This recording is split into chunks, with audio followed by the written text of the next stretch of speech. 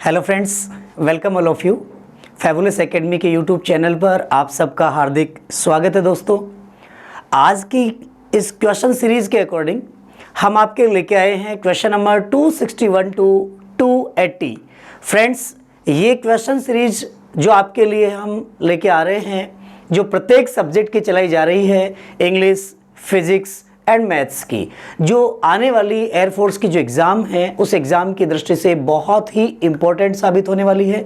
तो फ्रेंड्स, आप हमारे यूट्यूब चैनल को यदि आपने अभी तक सब्सक्राइब नहीं किया है तो सबसे पहले चैनल को सब्सक्राइब करें, बेल आइकन पे प्रेस करें, जिससे आपको प्रत्येक आने वाले वीडियो का नोटिफिकेशन आप तक पहुंच सके। और वीडियो को ज़्यादा से ज़्यादा शेयर करें, शुरू से लेकर एंडिंग तक आप जुड़े रहिएगा, जिससे कि आप प्रत्येक वर्ड को वर्ड बाय वर्ड क्लियर कर सकें। तो चलते हैं फ्रेंड्स आज के क्वेश्चन की ओर। तो फर्स्ट क्वेश्चन है हमारा, देखिएगा फर्स्ट क्वेश्चन स्क्रीन के ऊपर आपको नजर आ रहा है। फ्रेंड्स, क्वेश्चन क्या पूछा जा रहा है? Fill in the blanks with suitable article. आपको सूटेबल आर्टिकल यूज करना है माय डियर। देखिए, कमेंट करके बताइए मुझे यहाँ आपका आंसर क्या होगा। फ्रेंड्स, बहुत ही अच्छा प्रश्न है। क्वेश्चन को ध्यान से समझने की आवश्यकता है। यदि आपने क्वेश्चन को ध्यान से समझ लिया तो फ्रेंड्स आप इजीली इसका आंसर दे सकते हैं। देखिए क्वेश्चन क्या कह रहा है, हम क्वेश्चन की ओर बढ़ते हैं।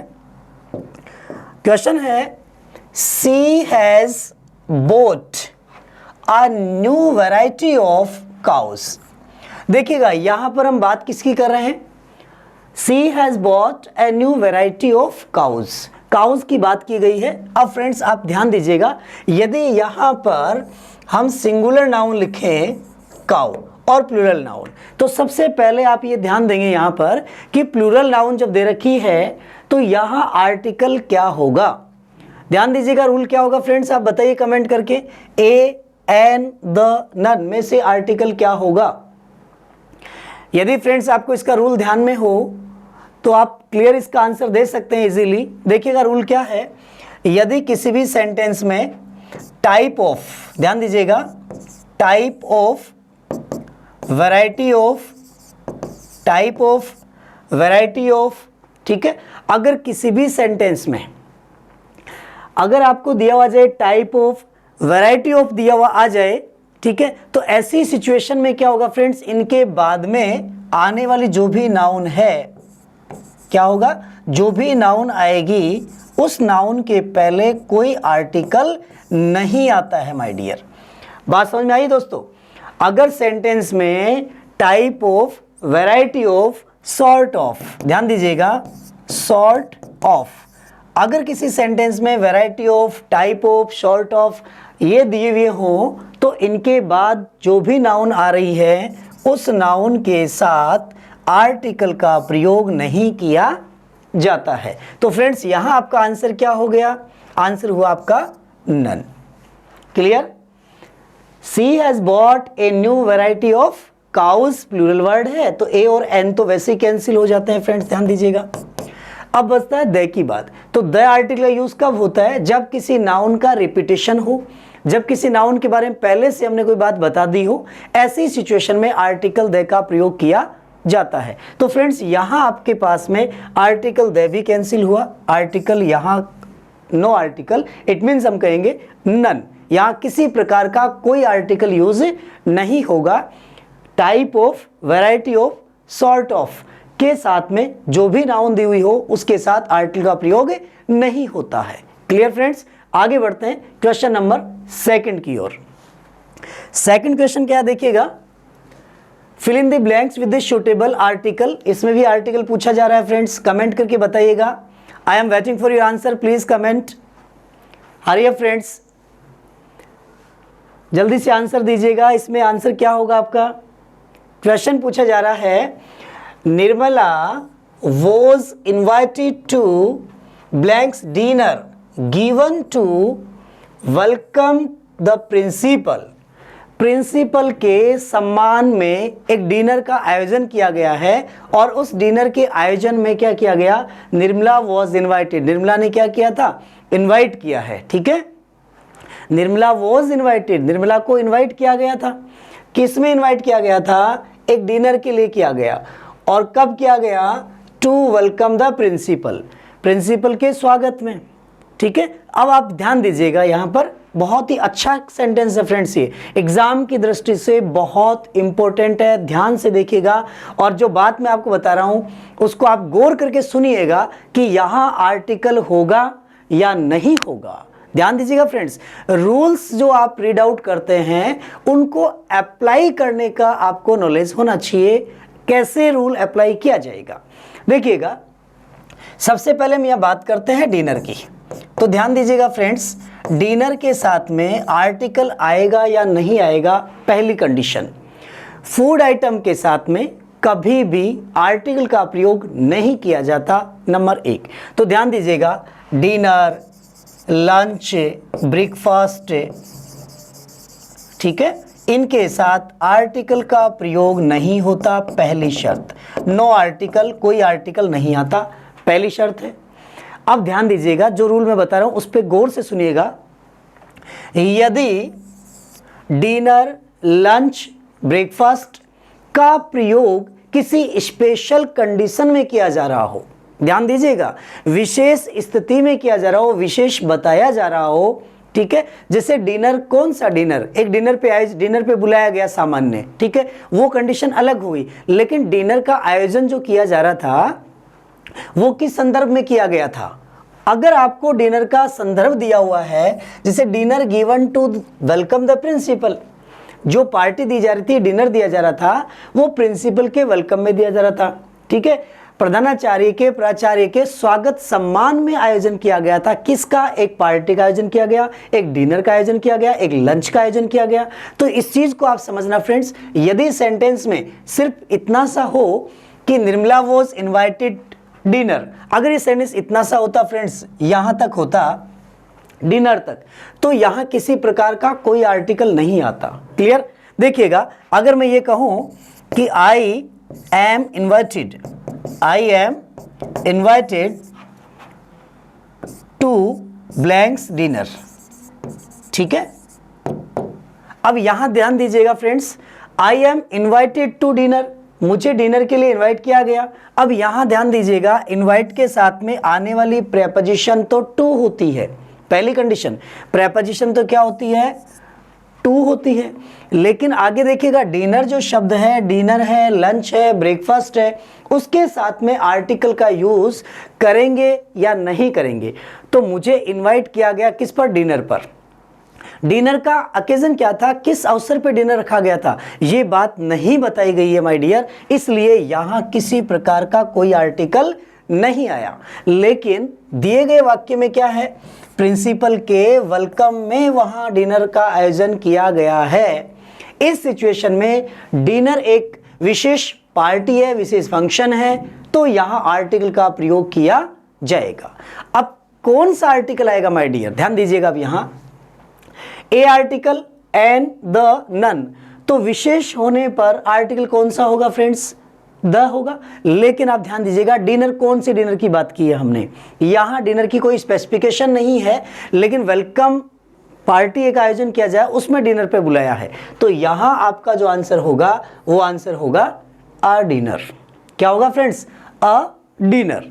ध्यान दीजिएगा, द का प्रयोग नहीं किया जाएगा यहां पर। अक्सर स्टूडेंट्स, आपके माइंड में क्वेश्चन पुट अप हो रहा होगा कि जब स्पेसिफिक है तो फिर द का यूज किया जाना चाहिए, लेकिन फ्रेंड ध्यान दीजिएगा, यहां द का यूज नहीं होगा, यहां आर्टिकल ए का प्रयोग किया जाएगा, ठीक है। एन, द, नन, ये क्रॉस, यहां ये आर्टिकल नहीं होंगे, आर्टिकल ए होगा। आगे बढ़ते हैं नेक्स्ट क्वेश्चन की ओर। अगला क्वेश्चन क्या है फ्रेंड्स? देखिएगा, choose the correct one word. आपको वन वर्ड बताना माय डियर, आप कमेंट करके बताइए यहां वन वर्ड क्या होगा। आंसर बताइएगा। A person who kills his sister is called. ध्यान दीजिएगा, एक व्यक्ति हु किल्स, जो किल कर देता है, किसको? हिज सिस्टर इज कॉल्ड, जो अपनी बहन की हत्या करता है। ध्यान दीजिएगा, देखिए, जो अपनी खुद की हत्या करता है, जो अपने पिता की हत्या करता है, जो पत्नी की हत्या कर देता है, जो भाई की हत्या कर देता है, और जो बहन की हत्या कर देता है, तो बहन की हत्या करने वाले को क्या कहेंगे? जल्दी से कमेंट करके बताइएगा माय डियर कि यहां आपका आंसर क्या होगा। फर्स्ट ऑप्शन की ओर बढ़ते हैं फ्रेंड्स हम यहाँ। तो पहला ऑप्शन आपका क्या है देखिएगा, मैट्रीसाइड। ध्यान दीजिएगा, मैट्रीसाइड। मैट्री शब्द, मैट्री आप ध्यान से सुनिएगा, मैट्री वर्ड का मतलब मैटरनल से लिया जाता है। मैटरनल होता है माँ के संदर्भ में, ध्यान से समझना फ्रेंड्स। देखिएगा माँ, साइड जो शब्द है ना, साइड, सुसाइड, पेट्रीसाइड, ठीक है, पेस्टिसाइड, तो साइड का मतलब तो मारना, हत्या करना। क्लियर? ये जो साइड वर्ड है, इस साइड वर्ड का हो गया हत्या करना, मारना। इसके पहले देखो, मैट्री तो माँ से संबंधित है, MATRI, मैट्री माँ से संबंधित, तो माँ का हत्यारा मैट्रीसाइड। किसका हत्यारा? माँ का हत्यारा, ठीक है, माँ की हत्या करने वाला, ठीक है। One's who kills his mother, जो अपनी माँ को किल करता है, one's one who kills his mother, जो अपनी माँ का हत्यारा होता है, उसे हम क्या कहेंगे? One who kills his one's mother, one's mother, जो अपनी माँ का हत्यारा होता है, वंस मदर, उसे हम क्या कहेंगे? मैट्रीसाइड। दूसरा है ऑक्सीसाइड। क्या है? ऑक्सीसाइड। तो देखिएगा यहां पर ऑक्सीसाइड जो वर्ड है, इसका अर्थ क्या होता है? जो पत्नी का हत्यारा होता है। किसकी हत्या करने वाला? पत्नी का हत्यारा, जिसने अपनी पत्नी की हत्या की है। तो देखिएगा one who kills one's wife, जिसने पत्नी की हत्या की है, वो क्या कहलाएगा? पत्नी का हत्यारा, ठीक है। इसके बाद देखिएगा सुसाइड, और सुसाइड का मतलब क्या होता है? सेल्फ, ठीक है, आत्महत्या करने वाला, ठीक है। किल्स इटसेल्फ, हरसेल्फ, हिमसेल्फ, जिसने वनसेल्फ, अपने आप की हत्या करता है, उसे हम क्या कहते हैं? सुसाइड, आत्महत्या। देखिएगा सुसाइड, आत्महत्या। इसके बाद देखिएगा नेक्स्ट वर्ड आता है सोरोरिसाइड। सोरोरिसाइड, तो देखिएगा सोरोरिसाइड का अर्थ क्या हो गया? बहन की हत्या करने वाला। इट मीन्स बहन की हत्या करने वाला, बहन का हत्यारा, ठीक है, ठीक है। यहां वन हु किल्स इस सिस्टर, जो जिसने अपनी बहन की हत्या की हो, उसे हम क्या कहते हैं? A person who kills his sister, अपनी बहन की हत्या की है, वो कहलाता है सोरोरिसाइड। बात समझ आ गई फ्रेंड्स? यहां पर आपको, यहां आपसे वन वर्ड जो पूछा जाए, यदि एग्जाम में आपसे ये पूछ लिया जाए कि a person who kills his mother, एक व्यक्ति जो अपनी मां की हत्या कर देता है, उसे क्या कहते हैं? और एक व्यक्ति जो अपने भाई की हत्या करता है, उसे क्या कहते हैं? मैट्रीसाइड, ठीक है। और जो व्यक्ति अपनी मां की हत्या करता है, वो मैट्रीसाइड है। जो पत्नी की हत्या करता है, उसको ऑरेक्सीसाइड कहते हैं, और ऑक्सीसाइड। और जो खुद की हत्या करता है, उसे सुसाइड करना कहते हैं, आत्महत्या। और बहन का हत्यारा क्या कहलाता है? सोरोरिसाइड। इसी प्रकार बहुत सारे वर्ड है फ्रेंड्स। अगर आपको ये पूछ लिया चाहिए, जैसे कि कीटनाशक जो होते हैं, उसे क्या कहते हैं? जैसे जाम को नष्ट करने वाला जर्मिसाइड, पेस्ट को नष्ट करने वाला पेस्टिसाइड, ठीक है। तो ये जो साइड शब्द आ रहा है, इसका अर्थ CIDE, इसका अर्थ होता है हत्या करना, मारना। क्लियर? आगे बढ़ते हैं नेक्स्ट क्वेश्चन की ओर। तो अगला क्वेश्चन देखिएगा, question number 264। Offensive to the senses especially through having a disgusting smell or taste, being dirty। यहां ध्यान दीजिएगा, वर्ड क्या कह रहा है? ऑफेंसिव टू द सेंस, जो हमारी इंद्रियों को अच्छा नहीं लगता है। ध्यान दीजिएगा, ऑफेंसिव टू आवर सेंसेस, जो हमारी इंद्रियों को अच्छा नहीं लगता है, बुरा लगता है, ठीक है। एस्पेशली, विशेष रूप से, through having a disgusting smell, जो विशेष रूप से एक दुर्गंध के कारण से होता है।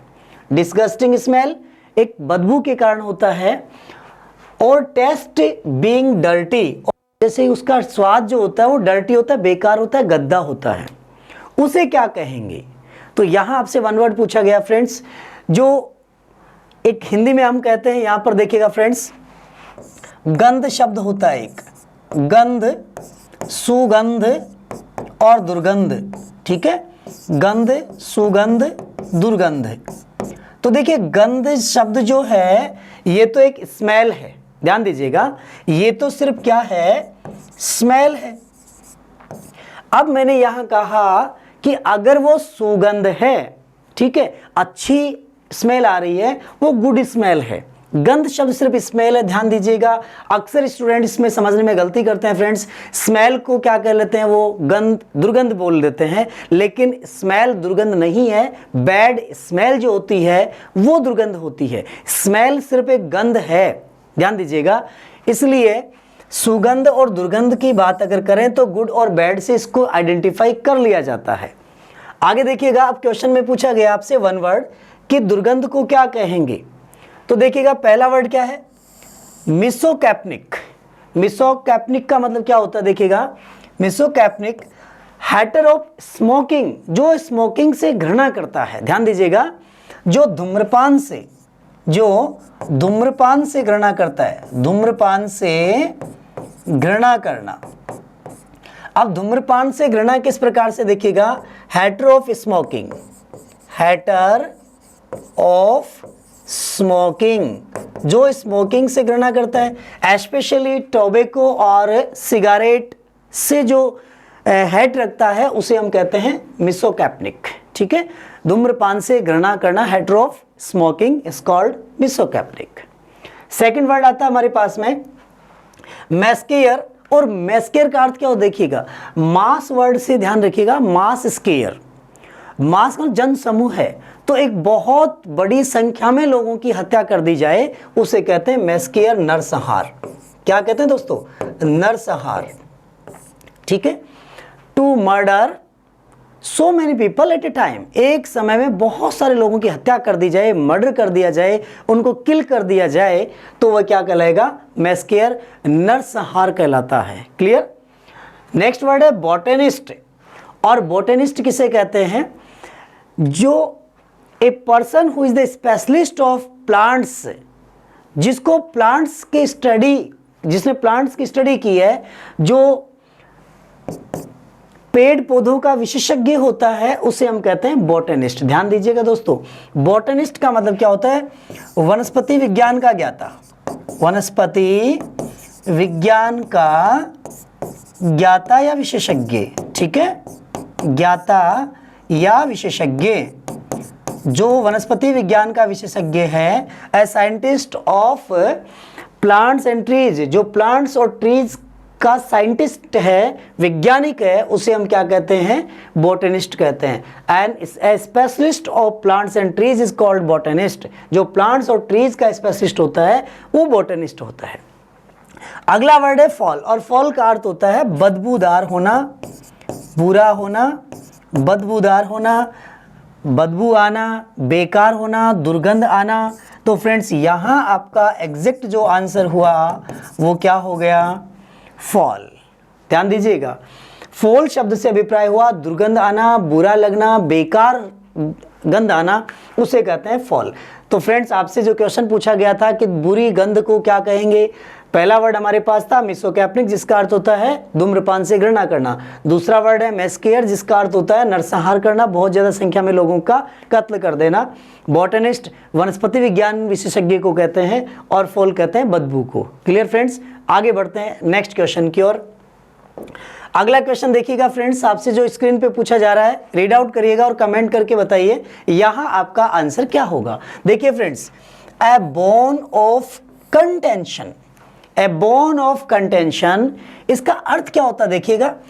ए बोन एक ऐसी हड्डी जो कंटेंशन का कारण बनती है, ठीक है, यानी हम कह सकते हैं कबाब में हड्डी बनना। ठीक है, तो यहां आपका आंसर क्या होगा फ्रेंड्स, देखिएगा, कोज ऑफ परसुएशन, किसी को राजी करने का कारण होना, कोज ऑफ फ्रेंडशिप, मित्रता का कारण। देखो हड्डी मित्रता का कारण नहीं होती है, हड्डी जो है वो किसका कारण है, झगड़े का कारण है। ध्यान दीजिएगा, हड्डी जो है झगड़े का कारण होती है। और कैसे, ए बोन ऑफ कंटेंशन, इसका मतलब क्या होता है, कोज ऑफ क्वेरल। ध्यान दीजिएगा, कोज ऑफ क्वेरल का अर्थ होता है bone of contention. Cause of love, ये भी इसका आंसर नहीं होगा फ्रेंड्स। सी ऑप्शन आपका एग्जैक्ट राइट आंसर होगा। Cause of quarrel it means a bone of contention. ठीक है, ध्यान दीजिएगा, बोन शब्द याद रखिएगा, बोन ऑफ कंटेंशन। बोन से आपको पता लग जाएगा, बोन हड्डी जो होती है ये क्या होती है, हमेशा झगड़े का कारण होती है। क्लियर, आगे बढ़ते हैं नेक्स्ट क्वेश्चन की ओर। अगला क्वेश्चन क्या है फ्रेंड्स, देखिएगा स्क्रीन के ऊपर आपका, spill the beans. Spill the beans, spill the beans से अभिप्राय क्या हुआ फ्रेंड्स, देखिएगा यहां आपसे पूछा रहा choose the correct meaning of the idiom and phrase. यहां आपसे फ्रेज का मीनिंग पूछा जा रहा है माय डियर। तो यहां बताइएगा स्पिल द बीन्स, इसका अर्थ क्या हुआ। आपने पढ़ा है फ्रेंड्स कि कभी भी जो इडियम हमें दी गई है उसका जो एग्जैक्ट मीनिंग है वो बिल्कुल डिफरेंट होता है, जो उस वर्ड का मीनिंग होता है उससे बिल्कुल डिफरेंट मीनिंग होता है। तो देखिएगा स्पिल द बीन्स, बीन्स आप जानते हैं सेम के बीज को भी कहते हैं। पहला वर्ड क्या कह रहा है देखिएगा, टू स्पीक लाई, झूठ बोलना। टू हाइड द सीक्रेट, गुप्त रहस्य को छुपा लेना। टू रिवेल द सीक्रेट, रहस्य उजागर कर देना। और नन। तो फ्रेंड्स कमेंट करके बताइएगा कि यहां आपका आंसर क्या होगा। मुझे आपके आंसर का वेट है फ्रेंड्स, क्या आंसर होगा। क्वेश्चन जो पूछा जा रहा है स्पिल द बीन्स, याद रखने के लिए यहां मैं आपको एक छोटा सा लॉजिक बता देता हूं फ्रेंड्स कि आप इसको कैसे याद रखेंगे। स्पिल द बीन्स, इसका कीवर्ड काम में लेते हैं हम, और कीवर्ड कौन सा काम में लिया दोस्तों, यहां एक कीवर्ड काम में लिया है स्पिल का। स्पिल्स को मैंने क्या बोला, इस पल, क्या बोला, इस पल। और बीन्स जो वर्ड है स्पिल द बीन्स, इस बीन्स को मैंने बी नहीं रखा है। ठीक है, अब यहां इसको याद रखने के लिए, स्पिल द बीन्स को याद रखने के लिए आप एक लॉजिक काम में लेंगे। इस पल बीन बजाकर उसने रहस्य उजागर कर दिया।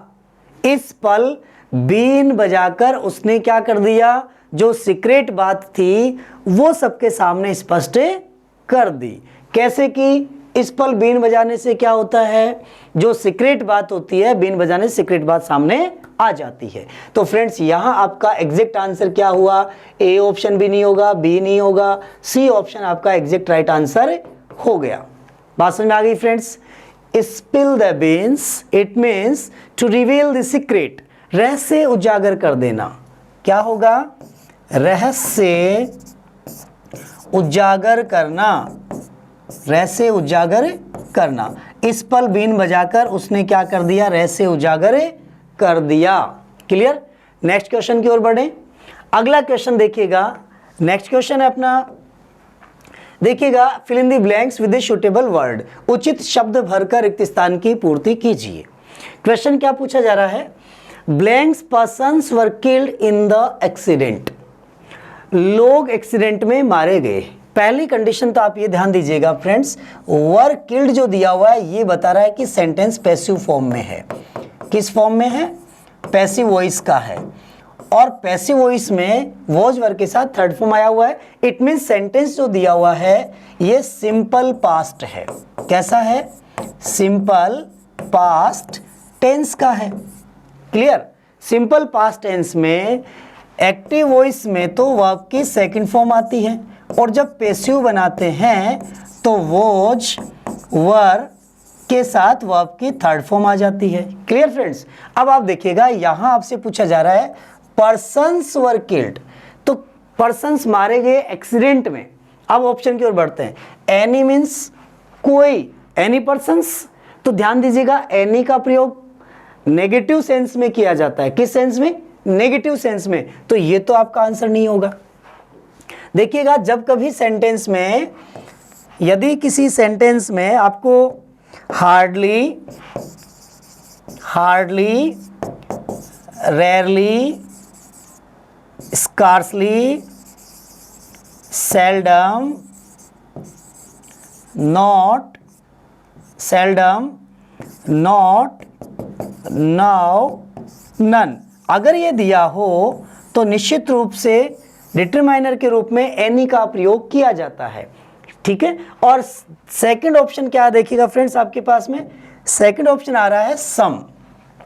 सम का प्रयोग होता है एफर्मेटिव और नेगेटिव दोनों में होता है। पहली कंडीशन एफर्मेटिव सेंस में होता है फ्रेंड्स, एफर्मेटिव और इंटरोगेटिव, एफर्मेटिव और इंटरोगेटिव सेंटेंस में सम का प्रयोग किया जाता है। नंबर 2, सिंगुलर और काउंटेबल अनकाउंटेबल दोनों में किया जाता है माय डियर। देखिएगा, काउंटेबल और अनकाउंटेबल, काउंटेबल अनकाउंटेबल दोनों के साथ में, ठीक है, बोथ नाउन्स टेक इट, दोनों के साथ में इसका प्रयोग किया जाता है। अब यहां देखिएगा सेंटेंस में पर्सन्स की बात हो रही है। नेक्स्ट ऑप्शन क्या है हमारा, दिस क्या है, दिस डेमोन्स्ट्रेटिव प्रोनाउन है जो संकेत करके बता रहा है। तो यहाँ दिस पर्सन्स नहीं होगा क्योंकि दिस पर्सन होता है, सिंगुलर फॉर्म है। हिज पॉजेसिव है, इसलिए यहाँ हिज पर्सन्स वर किल्ड, उसके लोग मारे गए, ये नहीं होगा क्योंकि यहाँ सब्जेक्टिव केस की तो बात ही नहीं की गई है। तो हिज नहीं होगा, दिस नहीं होगा। आंसर क्या हुआ आपका, some persons were killed in the accident, कुछ लोग थे जो एक्सीडेंट में मारे गए। क्लियर, तो यहाँ आपका आंसर होगा सम। सम पर के साथ में आने वाली जो नाउन है फ्रेंड्स वो सिंगुलर और प्लूरल दोनों होती है। देखिएगा एक sentence, some boy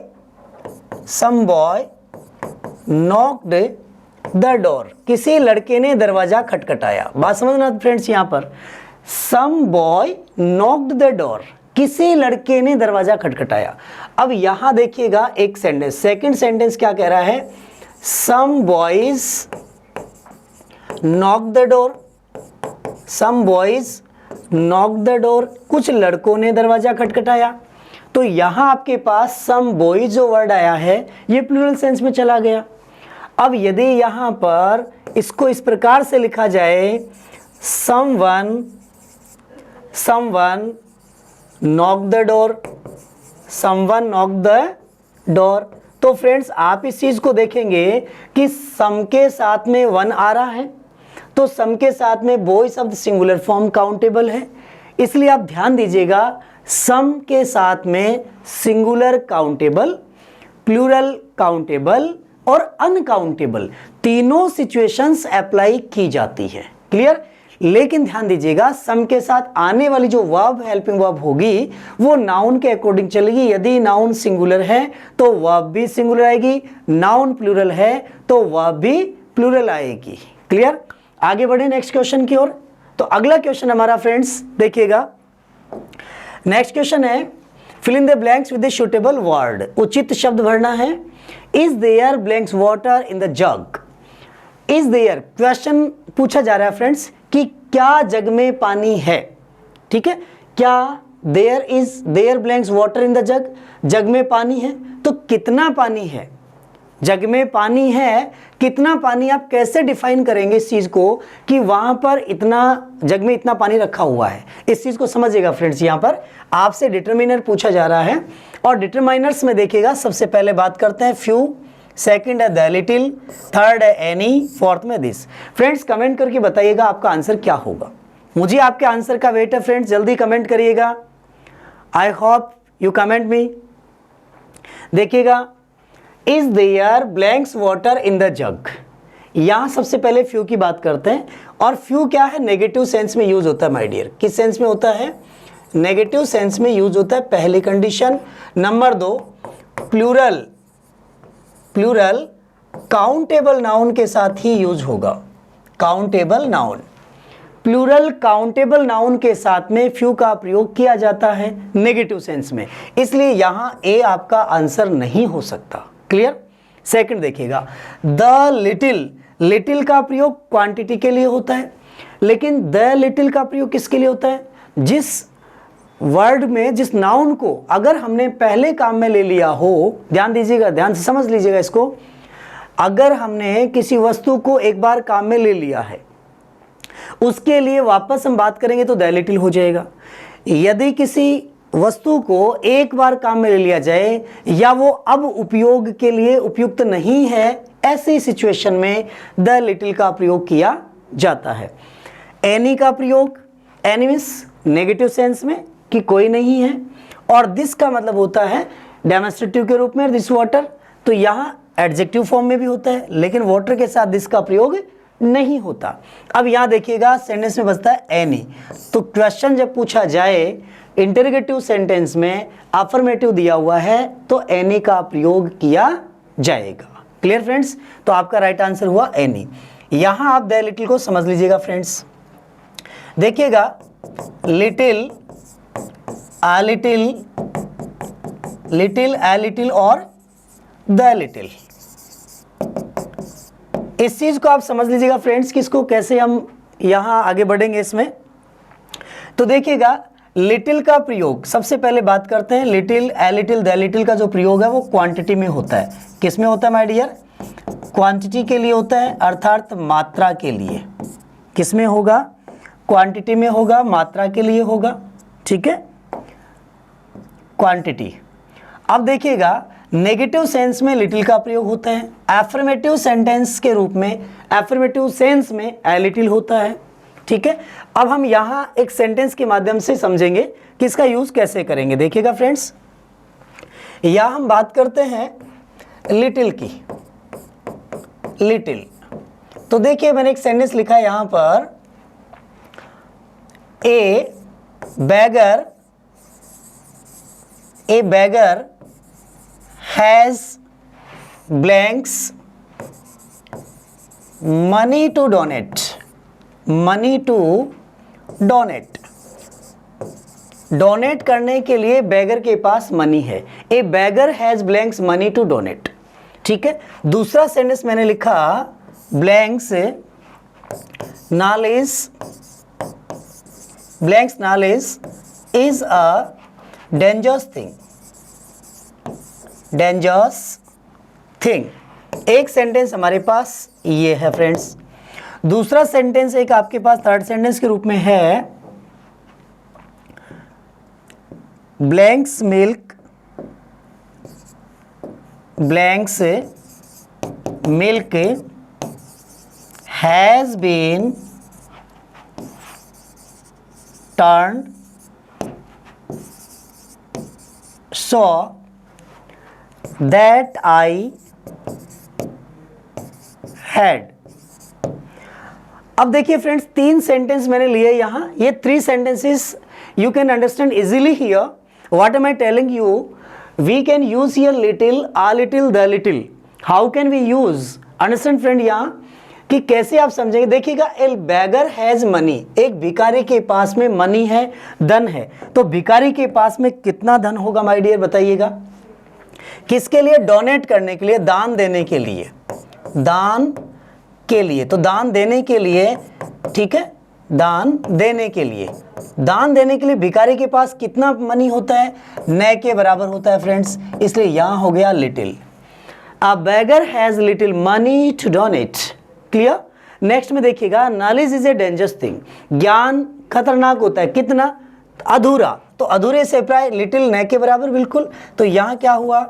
a little knowledge is a dangerous thing. बहुत बार एग्जाम में ये सेंटेंस पूछा गया है फ्रेंड्स।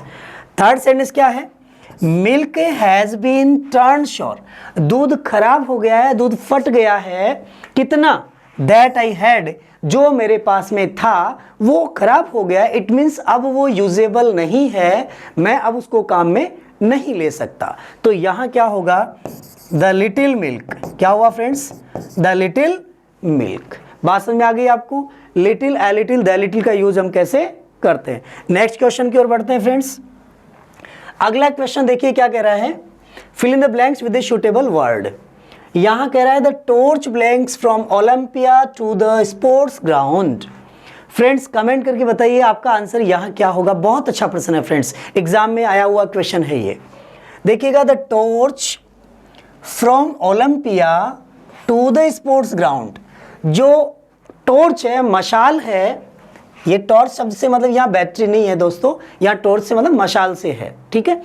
जो मशाल थी फ्रॉम ओलंपिया, ओलंपिया से to the sports ground, sports ground पर लाई गई, ठीक है। अब या तो हम क्या कहेंगे, स्पोर्ट्स ग्राउंड पे आती है और या लाई गई, तो मशाल अपने आप चल कर के आई है क्या? नहीं आई है, उसको लेके आए हैं। तो जब लेके आए इसका मतलब क्या हुआ, सबसे पहले ध्यान दीजिएगा, सेंटेंस में द टॉर्च क्या है, कोई पर्सन नहीं है, एक ऑब्जेक्ट है, एक वस्तु है। और यदि किसी वस्तु से सेंटेंस शुरू हो रहा है, इट मींस आपका सेंटेंस पैसिव फॉर्म में है। किस फॉर्म में है, पैसिव वॉइस फॉर्म में है। और पैसिव वॉइस फॉर्म में अगर बात करें तो ध्यान दीजिएगा हमेशा वर्ब की थर्ड फॉर्म आती है। क्लियर। अब ऑप्शन की ओर बढ़िएगा। फर्स्ट ऑप्शन क्या देखिएगा, द टॉर्च में सिंगुलर नाउन है, इसलिए देखिएगा इज ब्रिंगिंग पैसिव नहीं है माय डियर, ये पैसिव वॉइस नहीं है, कैंसिल हो गया। ब्रिंग्स एस लगा हुआ, ये भी कैंसिल हुआ। इज ब्रॉट और विल ब्रिंग, ब्रिंग वर्ब की फर्स्ट फॉर्म है। मॉडल के साथ जब पैसिव बनाते हैं तो फ्रेंड्स क्या होता है, will be brought. Third form क्या हो जाएगी, विल बी ब्रॉट। तो यहां सेंटेंस क्या देखेगा, ये भी नहीं होगा। आपका राइट आंसर क्या हुआ, is brought. The torch is brought from Olympia to the sports ground. जो टॉर्च थी वो ओलंपिया से स्पोर्ट्स ग्राउंड पर लाई गई। फ्रेंड्स, क्वेश्चन को अच्छी तरह से यदि आप समझ जाएंगे तो आपका आंसर कभी गलत नहीं होगा, आप इजीली उसको आंसर सही कर सकते हैं। क्लियर। आगे बढ़ते हैं फ्रेंड्स, देखिएगा क्वेश्चन नंबर 270। क्वेश्चन नंबर 270 क्या देखिएगा, change the active voice into passive voice. Active से पैसिव बनाना है। फ्रेंड्स, अभी हमने जितने क्वेश्चन लिए उनमें भी ऐसा ही चल रहा था, टेंस के अकॉर्डिंग सेंटेंस में वर्ब चेंज कर रहे थे हम। अब आपसे सेंटेंस पैटर्न आया है, देखिएगा, the people will elect him president. यहाँ सबसे इंपॉर्टेंट चीज दोस्तों ये समझ लीजिएगा, अगर किसी वाक्य में सिलेक्ट इलेक्ट, अगर किसी वाक्य में सिलेक्ट वर्ब दे रखी हो, इलेक्ट वर्ब दे रखी हो, ऐसी सिचुएशन में जो कॉम्प्लीमेंट ऑब्जेक्ट होता है, ऑब्जेक्ट ऑफ द कॉम्प्लीमेंट, उसके पहले आर्टिकल का प्रयोग नहीं किया जाता है। बात समझना दोस्तों, यहां मैं बात कर रहा हूं the people will elect him president. तो ये यहां वर्ब है, ये भी ऑब्जेक्ट है, और ये ऑब्जेक्ट कॉम्प्लीमेंट है। बात समझना दोस्तों, ये क्या कहलाता है, ऑब्जेक्ट कॉम्प्लीमेंट कहलाता है। यदि किसी वाक्य में इलेक्ट सिलेक्ट वर्ब दे रखी हो, देखिएगा इलेक्ट सिलेक्ट, अगर ये वर्ब दे रखी है तो ध्यान दीजिएगा इनके बाद में जो ऑब्जेक्ट है और ऑब्जेक्ट के बाद ऑब्जेक्ट कॉम्प्लीमेंट दिया हुआ आए, ठीक है। तो object complement do not take the article, doesn't take the article, doesn't take the article, वो आर्टिकल नहीं लेता है अपने साथ में। ऑब्जेक्ट कॉम्प्लीमेंट के साथ आर्टिकल का प्रयोग नहीं किया जाता है। नंबर 2, यहां हम ये कहेंगे प्रेपोजिशन भी नहीं आएगी, जैसे to the president, he elected me to president या द प्रेसिडेंट, इस प्रकार से यूज नहीं होता है, आर्टिकल यूज नहीं होगा। अब आप समझेंगे फ्रेंड्स कि ये ऑब्जेक्ट कॉम्प्लीमेंट क्या होता है। पहले हम क्वेश्चन की ओर बढ़ते हैं। देखिएगा, यदि सेंटेंस में विल इलेक्ट दिया है, विल वर्ब मॉडल है और मॉडल के साथ फर्स्ट फॉर्म होती है, लेकिन पैसिव जब चूज करते हैं तो will modal shall can could इनके साथ में बी प्लस वर्ब की थर्ड फॉर्म आती है। तो फ्रेंड देखिएगा, आपका ऑब्जेक्ट क्या है, यहां पर हिम से क्वेश्चन बनेगा या प्रेसिडेंट से बनेगा। ये ऑब्जेक्ट कॉम्प्लीमेंट है। आपका क्वेश्चन जो दिया हुआ है सेंटेंस बनेगा पैसिव का, वो ऑब्जेक्ट से बनेगा। ऑब्जेक्ट क्या है, हिम, और हिम से बनेगा ही। तो देखिएगा, the people will elect him president, तो यहां देखिएगा द पीपल सब्जेक्ट है, ये तो नहीं हो सकता। He will be elected president, will he be elected president, interrogative question नहीं है friends. The people may not का प्रयोग नहीं होगा। राइट आंसर क्या हुआ आपका, बी ऑप्शन आपका एग्जैक्ट राइट आंसर होगा। अब आप इस चीज को समझिएगा दोस्तों कि ऑब्जेक्ट कॉम्प्लीमेंट क्या है। देखिएगा, जैसे हमने कहा Manish is a teacher, Manish is a teacher, ठीक है। तो मनीष एक वाक्य का क्या है, सब्जेक्ट है, और ए टीचर इसका क्या है, कॉम्प्लीमेंट है, जिसको हम कहते हैं सब्जेक्ट कॉम्प्लीमेंट। बात समझना फ्रेंड्स, यहां अगर कर्ता के बारे में कोई बात कही गई है, टीचर कौन है, मनीष है, एक ही वाक्य में है, तो ये ऑब्जेक्ट नहीं है माय डियर, ये इसका कॉम्प्लीमेंट है। बात समझ में आ गई। अब एक सेंटेंस दूसरा मैं लेता हूं यहां पर, देखिएगा, he made me king, he made me king, उसने मुझे राजा बनाया। अब यहां देखिएगा ही मेड मी किंग, यहां पर ये सब्जेक्ट है, ये वर्ब है, ये ऑब्जेक्ट है। अब किंग क्या है? राजा कौन बना? राजा किसे बनाया गया? सब्जेक्ट राजा बना है? नहीं। कौन बना? मी। तो ध्यान दीजिएगा ये ऑब्जेक्ट है, तो किंग यहां क्या कहलाएगा? Object complement. क्या कहलाएगा? Object complement. जैसे सेंटेंस आ गया, सी सिलेक्ट्स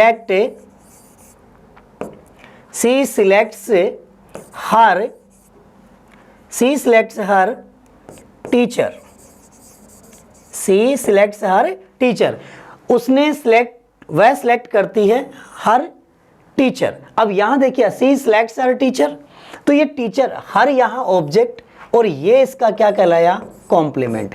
अब फ्रेंड्स आप ये भी तो कह सकते हैं कि हर टीचर, ये हर यहां ऑब्जेक्ट ने होकर के पॉजिटिव का काम कर सकता है। तो फ्रेंड ध्यान दीजिएगा, इलेक्ट सिलेक्ट इनमें ऑब्जेक्ट कॉम्प्लीमेंट दिया हुआ होता है, इसलिए सिलेक्ट वर्ड आने से यहां ये कॉम्प्लीमेंट का काम करेगा। क्लियर हो गई बात? यहां पर आगे बढ़े नेक्स्ट क्वेश्चन की ओर। अगला क्वेश्चन देखिएगा। देखिए फ्रेंड्स अगला क्वेश्चन हमारा, has anyone ever called you a fool before? Passive में वाक्य बनाना है, हैज से बना हुआ है। तो ध्यान दीजिएगा जब भी हैज से सेंटेंस दिया हुआ हो, इट मीन्स आपका जो पैसिव शुरू होगा वो किससे होगा? हैज या हैव से होगा और सेंटेंस में बीन का प्रयोग किया जाएगा, क्योंकि पैसिव बनाने के लिए परफेक्ट में बीन का प्रयोग करते हैं। तो चलिए ऑप्शन की ओर बढ़ते हैं। देखिएगा, anyone ever called you a fool before, यहां यू आपका क्या होगा फ्रेंड्स? देखिएगा ये सब्जेक्ट है, एवर कॉल्ड यू, तो ये आपका ऑब्जेक्ट हुआ। ऑब्जेक्ट को इधर लाएंगे तो क्या होगा? Have you. क्या होगा फ्रेंड्स? देखिए पैसिव में आपका सब्जेक्ट क्या बन रहा है? यू, इसलिए होगा हैव यू। तो जो सेंटेंस हैव यू से शुरू नहीं है वो कैंसिल कर दीजिएगा। फर्स्ट कैंसिल हो गया, सेकंड कैंसिल, हैव यू। देखिएगा have you called before a fool, have you ever been called a fool before. तो आपका राइट आंसर क्या हो गया? D option. फ्रेंड्स यहां पर एडवर्ब को भी ध्यान देना है। एवर कॉल्ड जो दिया है तो जो बीन का प्रयोग किया जाएगा वो एडवर्ब और मेन वर्ब के बीच में किया जाएगा। कैसे होगा देखो, एवर कोल्ड दिया हुआ है। अब ध्यान दीजिएगा फ्रेंड्स, जब सेंटेंस में इसको लिखते हैं तो अक्सर स्टूडेंट्स गलती करते हैं, बीन एवर कोल्ड बोल देते हैं। क्या बोल देते हैं? बीन एवर कोल्ड, ऐसा बोल देते हैं। तो ये गलत है माय डियर। यहां आपको ध्यान देना है कि जब सेंटेंस में कोई एडवर्ब दे रखी है, ये एडवर्ब है और ये मेन वर्ब है, ठीक है। जब एडवर्ब मेन वर्ब दे रखी हो और हमें बीइंग बीन काम में लेना है, तो जब बीन काम में लेना हो तो बीन कहाँ होगा? एडवर्ब और मेन वर्ब के बीच में। इट मीन्स मैं कहूँ मेन वर्ब के पहले बीन का प्रयोग किया जाएगा। इसलिए यहाँ सेंटेंस में हैव यू एवर बीन, यहाँ ये नहीं होता have you been ever called, ये गलत होगा friends. Have you ever been called. Clear? बात समझ में आ गई friends? I hope it is clear. आगे बढ़ते हैं नेक्स्ट क्वेश्चन की ओर। अगला क्वेश्चन देखिएगा, find out the error given the sentence. Sentence में आपको एरर देखना है माय डियर। बहुत अच्छा वाक्य है, कमेंट करके बताइएगा आपका आंसर क्या होगा। देखिएगा, you and I has non each other for the last 6 years। आपको सबसे पहले देखिए सेंटेंस का सब्जेक्ट जो दे रखा है वो क्या है friends? You and I. You and I क्या है? प्रोनाउन है। और प्रोनाउन की जो सीक्वेंस है, प्रोनाउन की सीक्वेंस क्या है माय डियर? अगर सिंगुलर होते हैं तो 2 3 1 और प्लूरल होते हैं तो 1 2 3। सिंगुलर प्रोनाउन हो, सिंगुलर पर्सनल प्रोनाउन हो और यहाँ पर प्लूरल पर्सनल प्रोनाउन हो, ठीक है।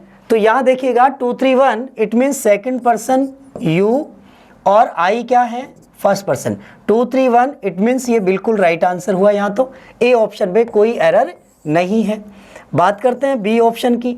बी में दे रखा है हैज नॉन। ध्यान दीजिएगा, एंड कंजक्शन से जब दो संज्ञाओं को जोड़ देते हैं, एंड कंजक्शन से दो संज्ञाओं को जब जोड़ा जाए, दो प्रोनाउन को जब जोड़ा जाए तो वर्ब प्लूरल आती है। इसलिए यहाँ पर यू एंड आई प्लूरल के साथ में हैज़ का प्रयोग नहीं होगा, हैव का प्रयोग किया जाएगा। बात समझ आ गई फ्रेंड्स? यू एंड आई जो है ये प्लूरल होगा। क्लियर? अगर इस सेंटेंस में यू एंड आई न होकर के और इसको ऐसा लिखा जाता you as well as I, अब आपसे फ्रेंड्स पूछा जाए कि इसका आंसर क्या होगा, तो कमेंट करके बताइएगा इसका आंसर क्या होगा। यहाँ पर इज होगा या आर होगा या एम होगा, बताइए फ्रेंड्स क्या होगा। यहाँ पर क्या होगा, you as well as I, और अगर इसी सेंटेंस को यहाँ पर यू और आई लिखा जाए तो क्या होगा माय डियर, बताइएगा, जल्दी कमेंट करिएगा कि यहाँ पर क्या होगा। You as well as I में यू के अनुसार वर्ब आएगी तो माय डियर यहाँ पर आर होगा। बात समझ आई? और सेकंड क्वेश्चन जो है यू और आई में और के बाद है इसलिए एम आएगा। Clear friends? और का रूल, और में बाद वाले नाउन प्रोनाउन के अनुसार, एज वेल एज में पहले वाले के अनुसार, एंड कंजक्शन में दोनों के अनुसार आती है। इसलिए आपका एरर कहाँ हुआ, हैज़ नॉन नहीं होगा माय डियर, बी में यहाँ एरर है, यहाँ हैव नॉन होगा। क्लियर? इसके बाद बात करते हैं, देखिएगा फ्रेंड्स यहाँ for the last 6 year sentence में देखिएगा द लास्ट वर्ड दिया है तो फॉर प्रीपोजिशन का प्रयोग किया गया है, सिंस का प्रयोग नहीं हुआ, क्योंकि पीरियड ऑफ टाइम के लिए फॉर का प्रयोग होता है और पॉइंट ऑफ टाइम के लिए सिंस का प्रयोग किया जाता है। आगे बढ़ते हैं फ्रेंड्स नेक्स्ट क्वेश्चन की ओर। अगला क्वेश्चन अपना क्वेश्चन नंबर 273। देखिए क्वेश्चन नंबर 273 क्या है, the number of people applying were so large that the college had to stop issuing application forms। Friends यहाँ ध्यान दीजिएगा, आपका सब्जेक्ट कौन है। देखिएगा हम सब्जेक्ट की बात करते हैं तो द नंबर ऑफ पीपल, ये सब्जेक्ट सिंगुलर है या प्लूरल है, तो माय डियर ध्यान दीजिएगा ये सब्जेक्ट आपका सिंगुलर है। क्या है? ये सब्जेक्ट आपका सिंगुलर है, और सिंगुलर सब्जेक्ट होने से अप्लाइंग वर्ब, देखिएगा वर्ब ऑक्सिलरी वर्ब पहले आएगी और मेन वर्ब बाद में जाएगी। इसलिए क्या होगा यहाँ वॉज अप्लाइंग होगा, सिंगुलर वर्ब आएगी, प्लूरल वर्ब नहीं आएगी। अगर सेंटेंस में ए नंबर होता, ध्यान दीजिएगा, ए नंबर ऑफ पीपल होता तो फ्रेंड ध्यान दीजिएगा ये प्लूरल को आइडेंटिफाई करता है, प्लूरल सब्जेक्ट है ये, ठीक है, प्लूरल सब्जेक्ट। और प्लूरल सब्जेक्ट के लिए जो वर्ब होगी वो वर्ब कौन सी होती है फ्रेंड्स, प्लूरल के रूप में वर्ब वर होती। बात समझ में आ गई? तो देखिएगा यहाँ पर ए नंबर, अगर ए नंबर हो तो क्या होगा, ए नंबर ऑफ पीपल के लिए प्लूरल होने पर वर का प्रयोग, ठीक है, और द नंबर सिंगुलर है इसलिए यहाँ पर क्या हुआ friends, the number of people के लिए सिंगुलर वॉज का प्रयोग। क्लियर? आगे बढ़े नेक्स्ट क्वेश्चन की ओर। अगला क्वेश्चन देखिएगा तो यहाँ एरर आपको पता लग गया फ्रेंड्स, बी ऑप्शन में आपका क्या है, एरर है। देखिए क्वेश्चन अगला क्या कह रहा है, चूज द करेक्ट एंटोनिम। आपको एंटोनिम बताना फ्रेंड्स। आपकी वोकेब यदि अच्छी है, वोकेब पे आपकी कमांड है तो फ्रेंड्स आप इजीली इसका आंसर दे सकते हैं। यहाँ हमने बहुत ही इजी वर्ड लिया है जो एग्जाम में बहुत बार रिपीट हुआ है। देखिएगा वर्ड क्या है, एलर। और एलर का मतलब क्या होता है, ऑलर का मतलब जैसे यहाँ पर हम कहते हैं किसी चीज को अट्रैक्ट करना, ध्यान दीजिएगा, किसी चीज को अट्रैक्ट करना जिसमें अट्रैक्शन होता है उसको एलर कहते हैं, जो आकर्षक होती है। ध्यान दीजिएगा एलर का अर्थ क्या होता है, आकर्षक, जो आकर्षक होती है, जो सुंदर होती है, ठीक है, उसे हम क्या कहते हैं, एलर कहते हैं। अब फ्रेंड्स आप ध्यान दीजिएगा यहाँ पर वर्ड क्या है, ग्लैमर। ग्लैमर का मतलब क्या होता है, चमक दमक होना, तो जिसमें चमक दमक है, ग्लैमर है, वो तो इसका आंसर नहीं होगा, ठीक है। फैसिनेशन का मतलब आकर्षण करना, ये भी नहीं होगा। टेम्पटेशन का मतलब भी क्या होता है, आकर्षित करना। और रिपल्सन का मतलब होता है प्रतिकर्षण करना या किसी चीज को दूर हटाना, किसी चीज को डिसलाइक करना। ध्यान दीजिएगा, ये सभी वर्ड, तीनों वर्ड एलोर के क्या है फ्रेंड्स, सिनोनिम है और ये इसका एंटोनिम है। क्लियर? तो रिपल्सन यहां पर हो गया प्रतिकर्षण, अर्थात डिसलाइक होना, रिपल्शन होना, किसी चीज को डिसलाइक करना, किसी से हेट करना, ये क्या कहलाएगा, रिपल्शन। क्लियर? बात समझ आ गई फ्रेंड्स? ग्लैमर, फैसिनेशन, टेम्पटेशन, एलोर के क्या है, सिनोनिम है और रिपल्सन क्या है, इसका एंटोनिम हो गया। क्लियर? आगे बढ़ते हैं नेक्स्ट क्वेश्चन की ओर। अगला क्वेश्चन क्या देखिएगा, चूज द करेक्ट सिनोनिम। आपको सिनोनिम चूज करना है फ्रेंड्स, पर्यायवाची बदलना है कि कौन सा पर्यायवाची है। वर्ड है एंटिक। एंटिक का मतलब क्या होता है, एंटिक का मतलब हो गया आउट ऑफ डेटेड। क्या हो गया फ्रेंड्स, आउट ऑफ डेटेड, जिसका चलन चला गया हो, जो अब चलन में नहीं हो, जो ओल्ड हो गया हो, ओल्ड फैशन्ड जिसको अपन कहते हैं। ध्यान दीजिएगा, ओल्ड फैशन्ड जो है वो क्या है, एंटिक है। ठीक है, तो देखिएगा मॉडर्न, मॉडर्न का मतलब आधुनिक, ये तो इसका क्या हुआ, एंटिक का सिनोनिम या एंटोनिम। तो ध्यान दीजिएगा, ये तो इसका एंटोनिम है मॉडर्न। नोवेल्टी का मतलब नया, रिसेंट का मतलब नया। तो ये तीन वर्ड तो इसके क्या है फ्रेंड्स, एंटोनिम है।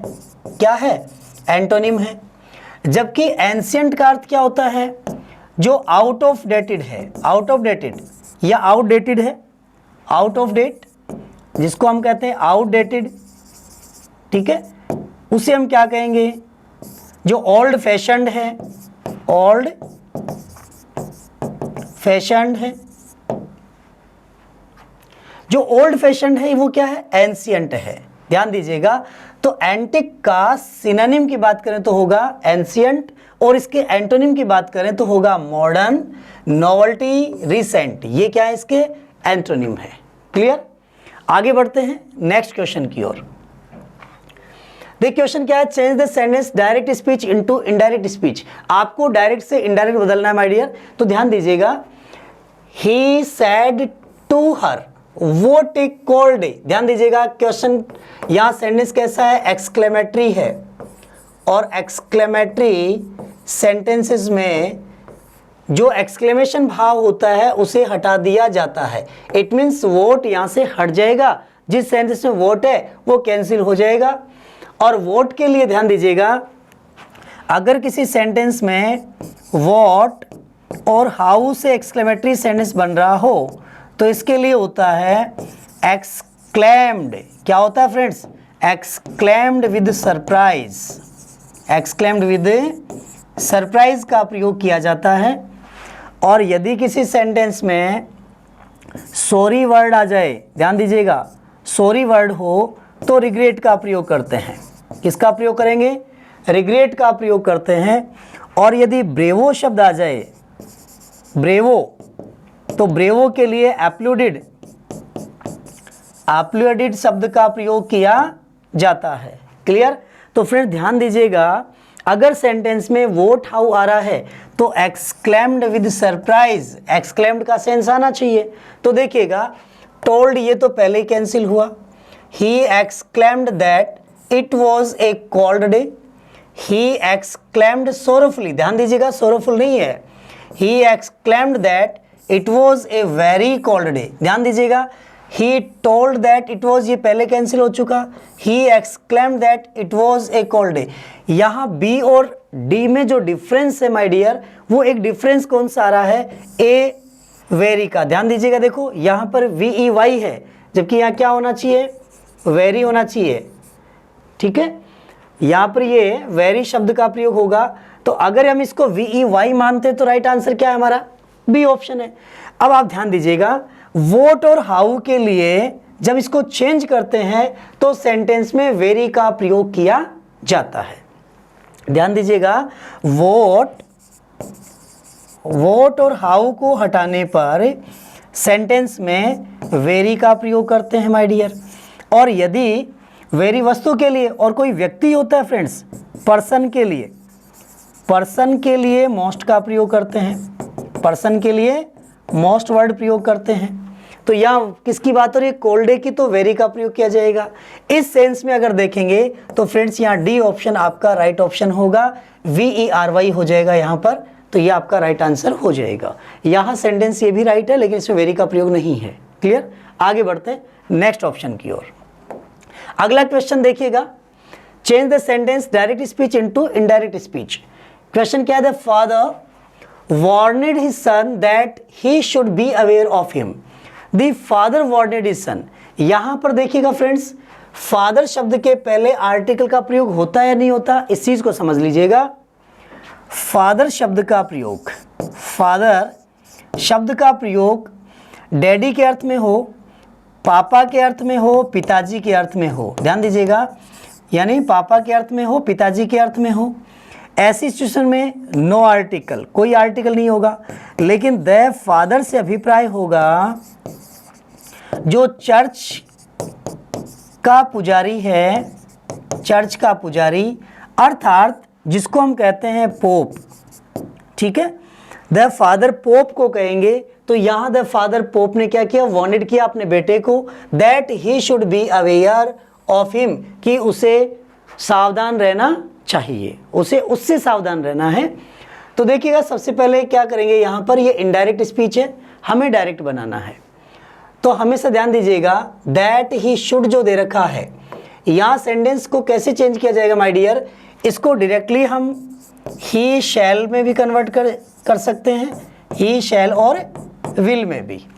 लेकिन ध्यान दीजिएगा, जब सेंटेंस में वार्नेड दिया हुआ है, रिपोर्टिंग वर्ब जब चेंज हो रही है, भावना अनुसार जब बदल रही है, इट मीन सेंटेंस हमारा इंपेरेटिव है। कैसा सेंटेंस होता है फ्रेंड्स, इंपेरेटिव सेंटेंस होता है, और इंपेरेटिव सेंटेंस वर्ब की फर्स्ट फॉर्म से शुरू होते हैं। इसलिए देखिएगा, be aware of him, watch that chap, ये तो आंसर हो ही नहीं सकता। Be careful about him, careful की बात नहीं हो रही फ्रेंड्स यहाँ। डोंट फॉल इनटू ट्रैप, ये भी नहीं कहा गया। यहाँ किसकी बात की गई है, बी अवेयर की बात है, तो ए ऑप्शन आपका एग्जैक्ट राइट आंसर होगा फ्रेंड्स। तो ये आपका राइट आंसर हुआ। क्लियर, अब आप इस चीज को समझ लीजिएगा फ्रेंड्स कि जब भी हम इस प्रकार के सेंटेंस लेते हैं तो देखिएगा इंपेरेटिव सेंटेंस में क्या होता है।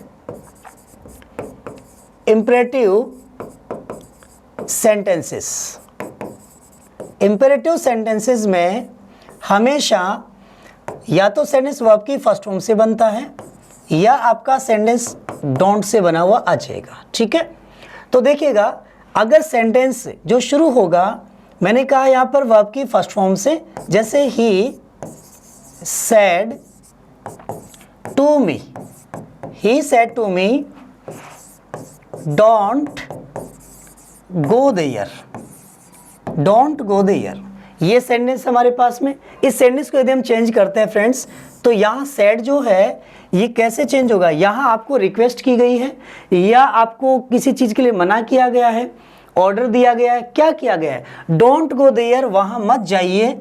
इस बात के लिए यहाँ डोंट वर्ड ये बता रहा है कि या तो आपको ऑर्डर दिया गया है, क्या किया गया फ्रेंड्स, ऑर्डर दिया गया है, या आपको यहाँ प्रोहिबिट किया गया है, प्रोहिबिटेड, आपको ऑर्डर्ड किया गया है या प्रोहिबिटेड किया गया, मना किया गया है। ठीक है, दो कंडीशन होती हैं आपके पास में, मना करना, ऑर्डर देना, एडवाइस करना। ठीक है, तो डोंट गो में हम सेंटेंस में सेड टू को चेंज करेंगे तो लिखेंगे ही ऑर्डर्ड मी। अब यहां देखिएगा नॉट टू, क्या होगा, not to go there, not to go there, ये सेंटेंस बन जाएगा फ्रेंड्स। अब यहां पर इसको सेंस के अकॉर्डिंग लेते हैं, तो देखिए अगर सेंटेंस इस प्रकार से हो तो यहां हम ये भी कह सकते हैं he prohibited me to go there. जब प्रोहिबिटेड आता है, नेगेटिव वर्ड आ जाए तो वहां से नॉट हट जाता है और प्रोहिबिटेड वर्ड काम में ले लिया जाता है। क्लियर फ्रेंड्स, बात समझ आ रही है आपको। अब देखिए एक कंडीशन आपके पास में है कि लेट जो होता है फ्रेंड्स वो शुड में बदला जाता है। लेट किस में बदला जाता है, शुड में बदला जाता है। इसलिए सेंटेंस में अगर हम लेट का भाव छुपा हुआ हो, जैसे देखिएगा let me go there, let me go there, इस बात को मैं ये भी लिख सकता हूं आई शुड गो देयर, इसको ऐसा भी लिखा जा सकता है। ठीक है, इसलिए सेंटेंस में जब भी हम इंपेरेटिव सेंटेंस बनाते हैं तो भावना अनुसार रिपोर्टिंग वर्ब बदल जाती है और सेंटेंस में डोंट जो वर्ड होता है वो नॉट कंजक्शन का काम कर लेता है और आगे सेंटेंस एज इट इज रख दिया जाता है। आगे बढ़ते हैं नेक्स्ट क्वेश्चन की ओर। तो देखिए फ्रेंड्स, नेक्स्ट क्वेश्चन क्या है, चूज द करेक्ट जेंडर। आपको जेंडर बताना है माय डियर। देखिएगा जेंडर क्या होगा, what will be the feminine of the word doctor. Doctor का फेमिनाइन क्या होगा। पहली कंडीशन ध्यान दीजिएगा दोस्तों, डॉक्टर जो शब्द है वो कॉमन नाउन है। डॉक्टर क्या है, कॉमन नाउन है, कॉमन नाउन। ठीक है, लेकिन ध्यान दीजिएगा फेमिनाइन की बात करें तो देखिएगा लेडी डॉक्टर होगा या वुमन डॉक्टर होगा या डॉक्ट्रेस होगा या नन। तो ध्यान दीजिएगा डॉक्ट्रेस तो होता ही नहीं है क्योंकि कॉमन नाउन है। अब लेडी डॉक्टर और वीमन डॉक्टर, तो लेडी डॉक्टर नहीं होती है फ्रेंड्स, वुमन डॉक्टर होती है। कौन होती है, वुमन डॉक्टर। अब ध्यान दीजिएगा लेडी और वुमन में अंतर क्या है और इसको हम ऐसा क्यों कह रहे हैं। लेडी किसे कहते हैं, वुमन किसे कहते हैं। लेडी का मतलब होता है जो सिविलाइज्ड महिला होती है, जो इलिटरेट नहीं होती है, जो लिटरेट होती है, पढ़ी लिखी होती है, सिविलाइज्ड होती है, जिसमें ज्ञान होता है किस चीज़ का, उसे हम लेडी कहते हैं। ध्यान दीजिएगा वर्ड है लेडी और एक वर्ड हमारे पास है वुमन। वुमन किसे कह रहे हैं और लेडी किसे कह रहे हैं। लेडी जो शब्द है वो एजुकेटेड शब्द के लिए एजुकेटेड के लिए आ रहा है, जो शिक्षित है, सिविलाइज्ड है, जो सिविलाइज्ड है, सभ्य है, पोलाइट है, जिसके अंदर पोलाइटनेस है। ठीक है, वो कौन है, लेडी है। लेकिन वुमन कौन है, वुमन सिर्फ एक लेडी है, फेमिनाइन है, सिर्फ एक फेमिनाइन है। अब उसकी एट्रीब्यूट बताने के लिए, उसकी विशेषता बताने के लिए वीमन के साथ में वर्ड प्रयोग किया जाता है, वीमन डॉक्टर। ध्यान दीजिएगा लेडी डॉक्टर नहीं होता है। सामान्य कोई भी महिला जिसमें किसी प्रकार की, जो एजुकेटेड नहीं हो, जिसमें सिविलाइजेशन नहीं हो, जिसमें पोलाइटनेस नहीं हो, इन चीज़ों का कोई औचित्य नहीं है, तो इसलिए यहाँ पर वुमन डॉक्टर वर्ड का, क्योंकि डॉक्टर शब्द उसके पैसे से इंडिकेट कर रहा है जो उसकी विशेषता बताएगा। क्लियर, इसलिए वीमन डॉक्टर कहा जाता है, न कि लेडी डॉक्टर। इसी प्रकार फ्रेंड्स आपने देखा होगा नर्स जो शब्द होता है, nurse, male nurse, female nurse, तो मेल और फीमेल नर्स शब्द भी क्या है, कॉमन नाउन है। कौन सी नाउन है, कॉमन नाउन है। और यदि हम इसका जेंडर बनाएं तो ध्यान दीजिएगा जो नर्स है वो फेमिनाइन रूप है और इसका मेल नर्स बन जाता है मैस्कुलाइन। क्लियर, और ये फेमिनाइन का रूप रह जाता है। बात समझ आ रही फ्रेंड्स, फेमिनाइन का रूप तो नर्स रह जाएगा, मैस्कुलाइन के रूप में मेल नर्स वर्ड काम में ले लेते हैं। ठीक है, और वुमन डॉक्टर और डॉक्टर कॉमन है, लेकिन अगर हम फेमिनाइन और मैस्कुलाइन की बात करें तो मैस्कुलाइन कौन होगा, डॉक्टर, और फेमिनाइन कौन होगा, वुमन डॉक्टर। क्लियर, आगे बढ़ते हैं नेक्स्ट क्वेश्चन की ओर। अगला क्वेश्चन देखिएगा friends, choose the correct plural word. आपको प्लूरल बनाना है फ्रेंड्स, जो नाउन आपको दी हुई है उसका प्लूरल क्या होगा। देखिएगा वर्ड क्या है, लॉर्ड जस्टिस। लॉर्ड जस्टिस में क्या होगा, लॉर्ड जस्टिस का मतलब जो सर्वे सर्वा है उसे लॉर्ड जस्टिस कहते हैं। ठीक है, तो देखिएगा lord justice, lords justices, lord justice और नन। तो फ्रेंड्स ये लॉर्ड जस्टिस जो वर्ड है ये किस में है, सिंगुलर फॉर्म में है। किस में माय डियर, सिंगुलर फॉर्म में है। ठीक है, और इसका क्या बनाना होगा, अपने को प्लूरल बनाना होगा। और प्लूरल बनाने के लिए क्या करेंगे, देखिएगा लॉर्ड्स जस्टिस ये तो नहीं होगा, लॉर्ड्स जस्टिसेस, लॉर्ड जस्टिस। तो लॉर्ड जस्टिस यहाँ पहले एक नाउन को है, बी ऑप्शन आपका एग्जैक्ट राइट आंसर होगा फ्रेंड्स। देखिएगा ऐसा क्यों है, इसमें आप समझ लीजिएगा लॉर्ड एक नाउन है, जस्टिस भी एक नाउन है, दोनों वर्ड कंपाउंड नाउन बनते हैं, इसलिए दोनों का प्लूरल बनाया जाता है। ठीक है, दोनों ही नाउन है इसलिए दोनों का ही प्लूरल बनाया जाएगा। क्लियर, आगे बढ़ते हैं नेक्स्ट क्वेश्चन की ओर। नेक्स्ट क्वेश्चन है चूज द करेक्ट प्रेपोजिशन। आपको करेक्ट प्रेपोजिशन चूज करनी है माय डियर। देखिएगा, my friend complaint blanks me our principal. मेरे मित्र ने कंप्लेंट की है मेरी, किसको की है? आवर प्रिंसिपल को की है। तो ध्यान दीजिएगा, कंप्लेंट के साथ में किसी की शिकायत करना, किसी की शिकायत, ठीक है। किसी की शिकायत जब की जाती है वो हमेशा अगेंस्ट होती है। क्या होती है फ्रेंड्स? अगेंस्ट होती है। और को शिकायत करना, को शिकायत करना, जैसे प्रिंसिपल को शिकायत करना, टीचर को शिकायत करना, पेरेंट्स को शिकायत करना। जिस व्यक्ति को शिकायत की जाएगी उसके लिए टू का प्रयोग होता है। तो फ्रेंड्स आप एग्जैक्ट आपका आंसर क्या हो गया यहाँ पर? टू फॉर, ये कैंसिल है फ्रेंड्स।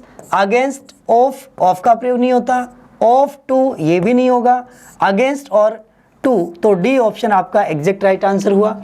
जब भी हम किसी भी चीज़ की कंप्लेंट करते हैं, किसी को भी किसी के बारे में करते हैं, तो किसी चीज़ के बारे में, किसी व्यक्ति के बारे में, ध्यान दीजिएगा, किसी वस्तु के बारे में, किसी व्यक्ति के बारे में तो अगेंस्ट होता है, और किसी को करते हैं तो टू का प्रयोग किया जाता है। फ्रेंड्स आगे बढ़ते हैं। तो फ्रेंड्स आज के सेशन में आपने देखा question number 261 to 280 question, 280 questions तक की सीरीज हमारी आज कंप्लीट होती है फ्रेंड्स। और ये क्वेश्चंस एग्जाम की दृष्टि से बहुत इंपॉर्टेंट हैं। तो फ्रेंड्स वीडियो को आप ज़्यादा से ज़्यादा शेयर करें, और यदि आपने हमारे यूट्यूब चैनल को अभी तक सब्सक्राइब नहीं किया है तो चैनल को सब्सक्राइब करें, बेल आइकन पे प्रेस करें, जिससे आपको प्रत्येक वीडियो का, आने वाले वीडियो का नोटिफिकेशन आप तक पहले ही पहुंच सके और आप तय समय पर अपनी क्लास को कंटिन्यू रख सकें। तो friends thank you for watching this video. Best of luck, bye bye.